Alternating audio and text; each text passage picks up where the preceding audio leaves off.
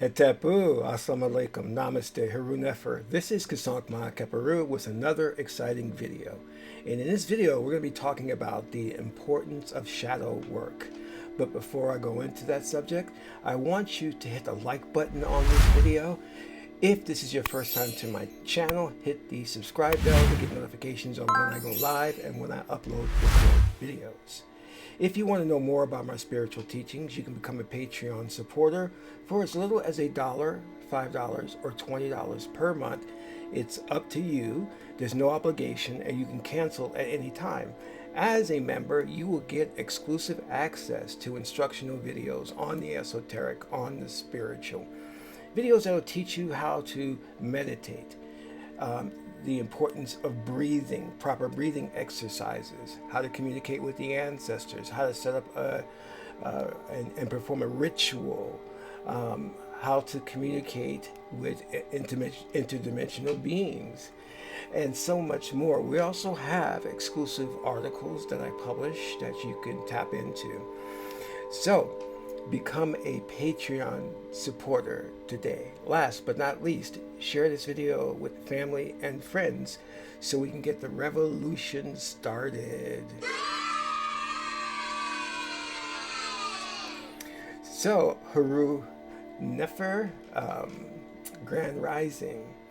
I want to get into this subject because it's so important and it's ignored in the Western world. You see, we are, those of us who practice the traditional religion of our ancestors are constantly under attack. We are under attack by Christians. And Christianity has a known history of launching unprovoked attacks and oppressing people and their freedom to practice their religion. Ever since the coming of Columbus to the New World, we have seen the devastation that Christianity has caused, especially with the African American population in the New World, who were brought here and enslaved, and then forced to practice Christianity and forced to forget their language, their religion. And even today, those who are responsible for this refuse to apologize and refuse to make amends for what they have done. You see, the Western religions have been put in place by the oligarchy. And this oligarchy knows that it gains power and control through these religions to subjugate the people. And this we can go back to the conference of Nicaea 325 AD, when it was realized that the population could be controlled using religion. The Roman Emperor Constantine realized this and began to fabricate a religion known as the King James Version of the Bible, so that the population could be controlled and money could be obtained. And today, that legacy still continues with our modern churches. Some call it the mega churches, where their chief concern is growing monetarily, really preying on the disenfranchised, the poor and impoverished, to take from them to enrich the ministers as the leaders, and instead of focusing on real truth and an understanding of man, as in the Kemetic saying, know thyself, or man, know thyself, they have sought to oppress, rob, steal, and a whole bunch of other things. But this has, again, been put in place by the oligarchy to keep us imprisoned on this planet, a prison planet, or imprisoned in this space-time continuum. And I'm going to get into this in a little bit. We're going to take a deeper dive into that. But what we need to understand is that the one thing that many of these Western religions focuses on and tries to get you to stop practicing is the traditional means and methods of alternate states of consciousness. And this is can be done by meditation. It could be done by some medicine, as ayahuasca or DMT.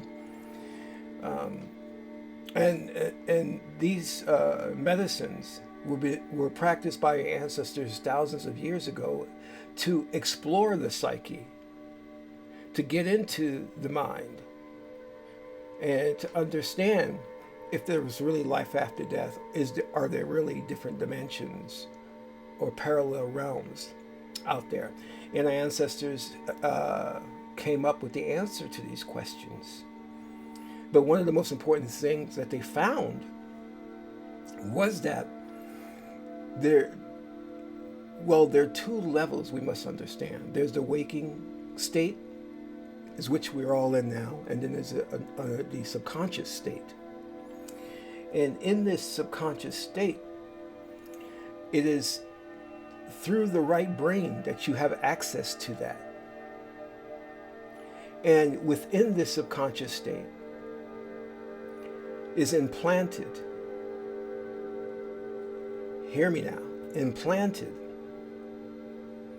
all means and measures to obtain your liberation. Okay, let's take a deeper dive into that. You see, you're never going to obtain oneness with God, explore the universe, until you really know yourself or know thyself. Until you take that trek inward to understand what's happening with your psyche. Because what controls your waking actions is not reading a book and then having a revelation. It is the subconscious mind that controls your actions.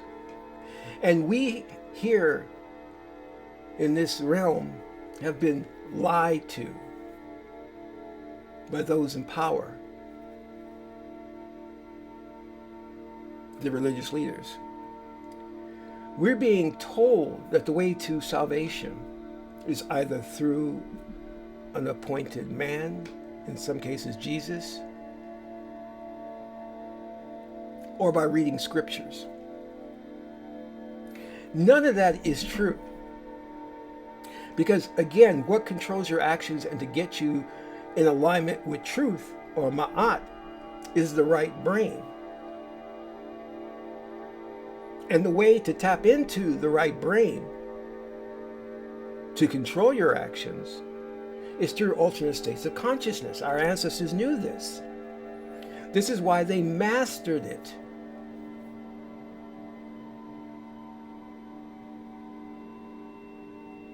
But you see, these techniques have been taken off the table. We are being told that through these Western religions that things like meditation are pathways to the devil. Now understand this, you're being told this for a specific reason, not because it's true. Because if it was a pathway to the devil, why would you naturally have the ability to do so? Why would God create man to be able to tap into his alternate state of consciousness if that is how you access evil or the devil? That makes no sense that God would do something like that. So we then conclude that it is a natural state of who you are. In fact, when you're walking down the street, when you're at work, when you're in the shopping line, you sometimes daydream. Your mind drifts. That is an alternate state of consciousness. So why would you have the ability to do that if it was evil? And we have learned through our ancestors and through modern science, under the auspices of hypnotherapy, that the way to sometimes heal people is through tapping into that alternate state of consciousness to implant post-hypnotic suggestions. There's nothing evil about that. But who said that was evil? It was the oligarchy that said that, who transmitted those notions and ideas to the various Western religions. Why did the oligarchy do that? Well, it was to keep you imprisoned in this space-time continuum. Because they knew that you can never be healed and become whole unless you explored both the dark and the light. Unless you understood the left and right brain, the conscious and the subconscious state. Carl Jung, the Swiss psychologist, knew this. When he explored the working of the mind, he surmised that there was the individual consciousness and the collective consciousness. And within the collective consciousness were archetypes. The mother archetype, the father archetype, the wizard, the fool. Joseph Campbell then went on to show how these could be translated into a story arc. The hero's journey.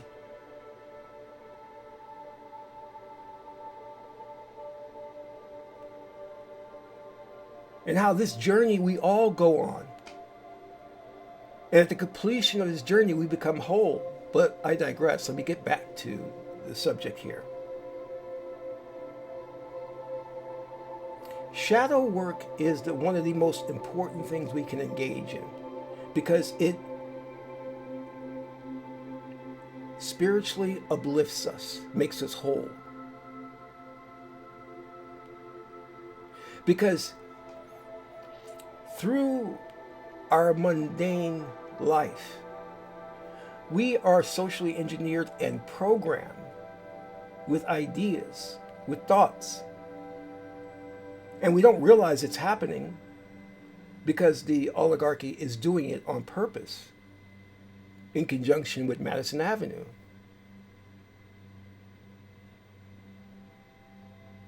In antiquity, there was a cult that practiced this heavily. And as you see my cap of the moon, it was the moon cult, because the moon symbolized the female principle or subconscious mind, and the sun symbolized the male aspect or the conscious mind. And if you don't learn to program your subconscious mind through hypnotherapy, through medicine, alternate states of consciousness, then you're going to be susceptible to those who do know the techniques behind this. And they will program you for destruction. They will program you to be a slave. Follow me here. You see, there are things we dare not talk about in society. There are things we dare not explore. But we want to. We need to. And subsequently, because we cannot explore those without being ridiculed by society. So we take these things and we bury them within our psyche. And the culmination of these things that continue on and on to being buried, because society refuses to deal with these things adequately, we bury them so deep in our psyche that it becomes an alternate self, a shadow self, a part of us that has not been integrated into who we are. It remains buried and suppressed.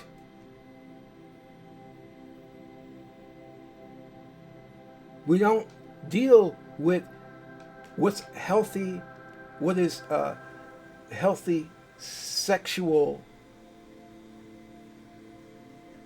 exploration. We don't deal with things like that. In fact, Christians at one point, and even today, see the body, the naked body, as sinful. And there's nothing sinful about it. Our ancestors walked around nude. And there was little to no rape, no pedophiles. But when you label something as unhealthy, perverted, and society cannot adequately explore the depths of that, and it's oppressed, you then add to the shadow self. And this is what's happening in society. These things that we don't talk about publicly, that we bury, that aren't part of our cultural norms, become part of that shadow self. And when there's no healthy outlet, it becomes damaging to your spirit as a whole. Captain Kirk said once, when there was that transporter accident in that episode of Star Trek, and it split him into two halves, and he confronted his other half, and he told his other half that we have to join. And the other half said, no, I don't want to. And Captain Kirk said to him something very prolific: can half a man live? That's what we as a society are trying to do. Not deal with that shadow self. To only recognize one half of ourselves. And we think that it's healthy and adequate. It's not. But there is a reason why we don't explore that shadow self. See, the goal should always be not only to explore that shadow self, to see what's buried in our shadow self, and to try and deal and contend with it adequately so that we can have what we call as integration, not elimination, but integration into the whole. That's ma'at, balance, the whole. See, Western society is so caught up in Hegelian dialectic that they try to destroy the other half because they can only see things in a binary way. Good, evil, hot, cold, night, day. And they don't understand how one is just as important as the other. You can see this in their attempts to try and wipe people of color off the planet, and which is what they're trying to do. They don't want people of color to live, to exist, because their left brain, which segregates, separates, sees the other half as a threat. But when you're operating out of the right brain, which is synthesis, congregation, it seeks to bring things to whole, synthesize things. It sees that the opposite is a complementary element and not a contradictory element. Let's go back to the shadow self. So our ancestors began to realize that trapped within the subconscious mind were these ideas, these thoughts that we were too ashamed to address, to bring into the light, to integrate with. So we keep it buried and we never address it. We never do shadow work to integrate it. And there's a reason for that. You see, the oligarchy, the ruling elite, despite what you're told about society at large, we know what happens after death. The ruling elite, which is, these individuals are masters of the occult. They're evil geniuses. They know that when you don't deal with the shadow self and you allow it to continually accumulate things into the psyche. Now, I'm going to give you a secret behind Tahuti, the scribe. Your consciousness is Tahuti. And Tahuti, as your consciousness and scribe, writes down everything that happens in your life. For the day that you die and you go before the hall of Ma'ati and you face the scales of justice, those things are then read back to you in the form of the 42 negative confessions. That's a metaphor, by the way.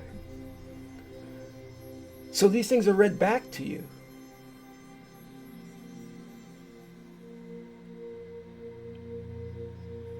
Because that's Tahuti's purpose, is to record all of the things that you've done in your life, good and bad.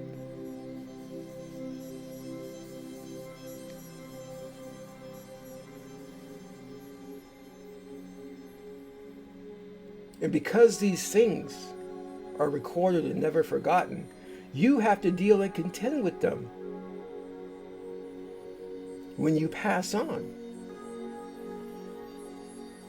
And the ruling elite know this, because if your heart weighs lighter than the feather, then you're allowed to go into the next realm. But if your heart is heavier than the feather, then your soul will be devoured. Another metaphor. But the point here is that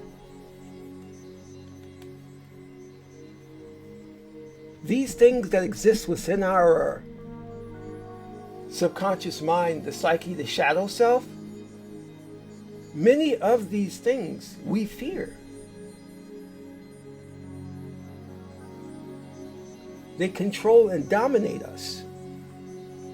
And if you fear them and they control and dominate you, then there's an emotional attachment to it.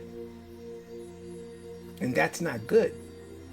Therefore, your heart will weigh heavier than the feather.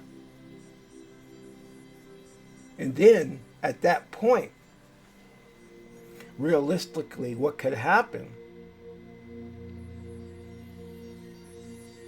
is that they will, the term is being heavy-hearted, going through life, burdened with the emotional hang-ups that you've kept and stored within the shadow self of life. They call you heavy-hearted.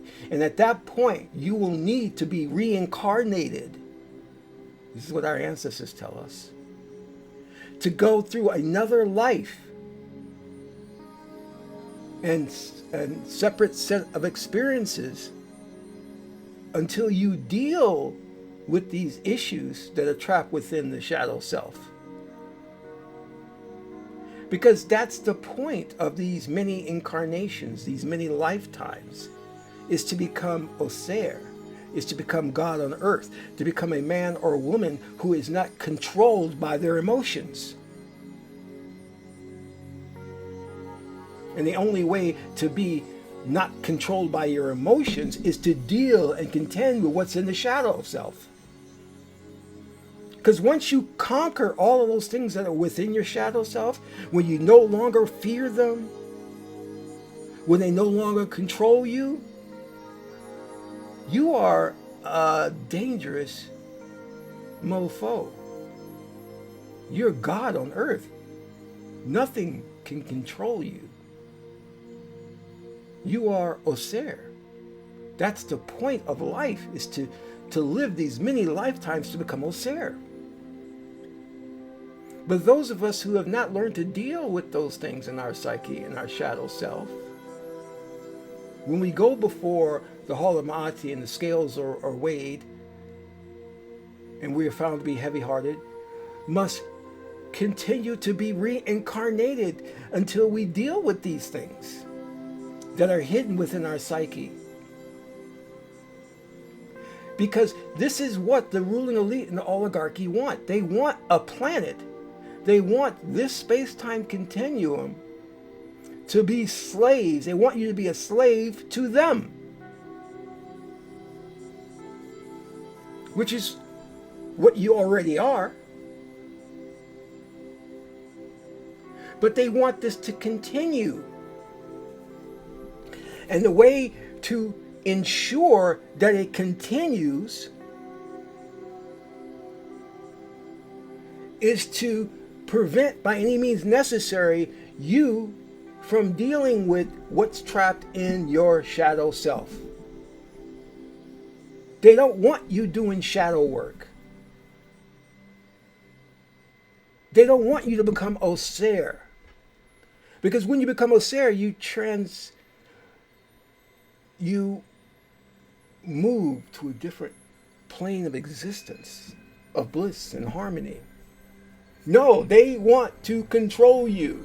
They want you to be a slave to them.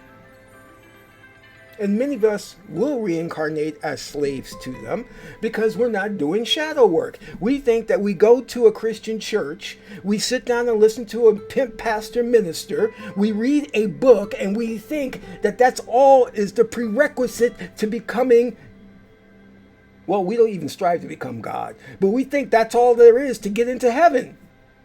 It's not. You will never become a godly person following this process. There is nothing within the religion that empowers you to overcome your negative thoughts and behaviors so deeply buried in your subconscious self that we call it the shadow self. There's nothing in that religion. There is no process or technique that has you deal with that stuff. Sigmund Freud knew this. Modern psychologists know this. That there is an aspect of you where that all that exists within it is fears, regrets, anxiety, anger, lust. All of these things exist within a side of you, and you go through your entire life without dealing with it. You die, your loved ones are around you grieving, and you never ever had the opportunity to overcome these things, because Muhammad or Jesus just said to read a book or follow them and you will be a godly person. That's all bullshit. It's a ton of bullshit. It doesn't take into account how the subconscious mind operates. You have so much junk in your subconscious mind. And the Egyptians, who knew all of this thousands of years ago, metaphorically tried to communicate it to you by telling you that there was the Duat, and that Set was at the head of the barge, clearing the way of the Duat by getting rid of these demon elements, which kind of really are nothing but fears and anxieties trapped within you that take the form of demonic beings. That's right. These things within your shadow self take the form of evil entities and demons that will only come back at you if you don't deal with them. The drug addictions, the proclivity toward hate, toward violence,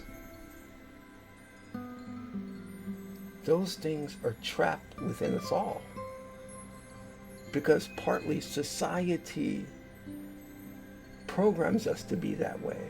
We know, and everybody can attest to this, society programs us to be emotional shoppers. Hooked on shopping, hooked on purchasing. Just look at Amazon. Everybody wants to purchase stuff from Amazon. When you're already enough, you don't need to acquire more things. Look at these sick and perverted movie stars building their entire careers on their egos. Look at what's trapped in their subconscious mind or their shadow self.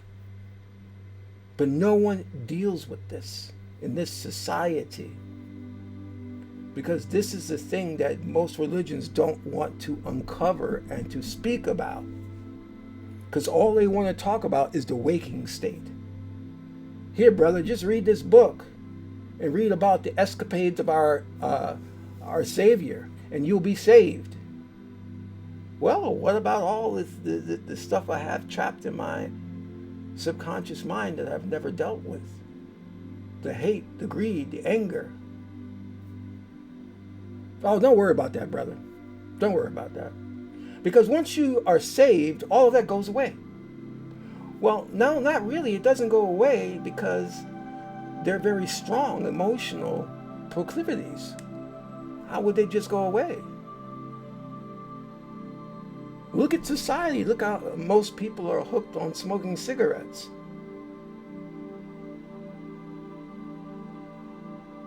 Most of those addictions aren't going away. And the only way that you can really deal with that is through the subconscious mind, to get people to stop smoking. See, you're part of a big ass hustle.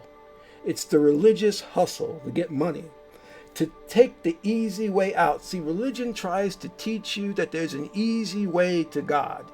There's an easy way to being a spiritual being. And that easy way is just to read a book, their book. Whether it be the Mormons, the Jews, read the book. And your heart will be saved.